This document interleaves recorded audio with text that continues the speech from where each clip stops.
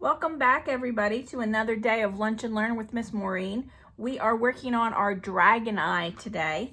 Yesterday we got a start on drawing just the basic shape of the dragon eye, and I suggested going to the internet and looking for some pictures of lizard eyes for inspiration. So one thing I did add since yesterday is I decided I wanted an extra kind of smaller pupil because I really like all the color that these eyeballs are showing, and I want to do that when I do the watercolor. So I added this piece, and I'm going to make this another added color. So now that I have my pictures, I'm kind of looking for the wrinkles and I guess that's really the best word, the wrinkle pattern that kind of goes around the eye. A lot of times it's kind of circular, it kind of goes around the eye. So one of the parts I really liked is how there's this I'm going to do a slightly bumpy line because it's a lizard. Nothing's perfectly straight. This kind of outline around the eye I saw on my one lizard picture. So I'm going to go around and do that. And then there was a shape that was kind of like an eyelid that I also liked. And then there was actually a line that suggested kind of a lower lid. And then a few extra wrinkles. And then there was this really neat curve that kind of started a different pattern. So one of the things that I like to do on my dragon is I like to have different patterns in different scales. And a scale just means the size of it. So I have some small things and I have some big things. And that helps to make your art more interesting. And it also is what's really happening on the lizard or the dragon. You can see here there's very, very small patterns, but then there's very large patterns that start to kind of stretch out as the skin kind of stretches. So within my wrinkles, I'm going to start to put different patterns, and you can make up your own patterns. I did some making up on my original one, and I did some kind of looking at pictures.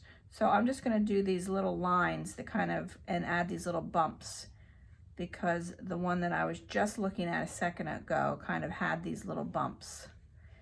And we are going to be using watercolor to color these all in. If you don't have watercolor, you could use food coloring that you put in a bowl and put a little water in to thin it out. You could also just use markers. If you have Crayola markers or any water-based marker, you can color it in a little bit and then take a brush and turn it into kind of a paint. I can probably show you that on our last day. I'm just adding kind of an extra little bump in between each line because I really want it to have kind of that texture that I saw in my lizard photo. And it has do you see how it looks kind of like a bump? It looks a little more dimensional, I think, that way. So since I have straight lines here, my next pattern that I'm going to do is going to be different, because if every pattern's the same, it's kind of hard to distinguish one area from another. It helps to separate things, and that's a design trick that you kind of want to think about sometimes. If you really want something to stand out, then you want to make sure that there are differences between the areas. It helps to show things off. We could do it with color. We can do light and dark color or bright and dull color, creating different contrasts. And that's just a really nice trick to have in your back pocket as an artist. So I hope that you're at least starting your eye today, so you don't get too far behind. This only takes about 5 or 10 minutes a day. And now I'm going to just add one more pattern on my wrinkle, and then that's going to be where we're going to stop for today. So looking again at these for inspiration, they kind of remind me of pebbles, just kind of all scattered around, which is what I did in my original one, this kind of petally pattern. So I'm just going to kind of repeat that. I'm just going to kind of do circle-y shapes that look like pebbles that are kind of lining a walkway. They can even go up against, because the skin is going to overlap there. They can even go off the edge here where this wrinkle is. And I'm just going to do it on the wrinkle that is on the lower lid and what I'm considering the upper lid.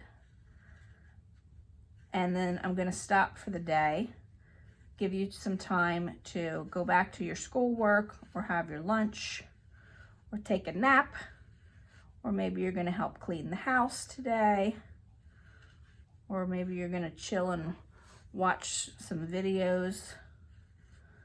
I don't know if anybody's found some fabulous new Netflix shows that they're watching. I'm really hooked on the British cooking shows.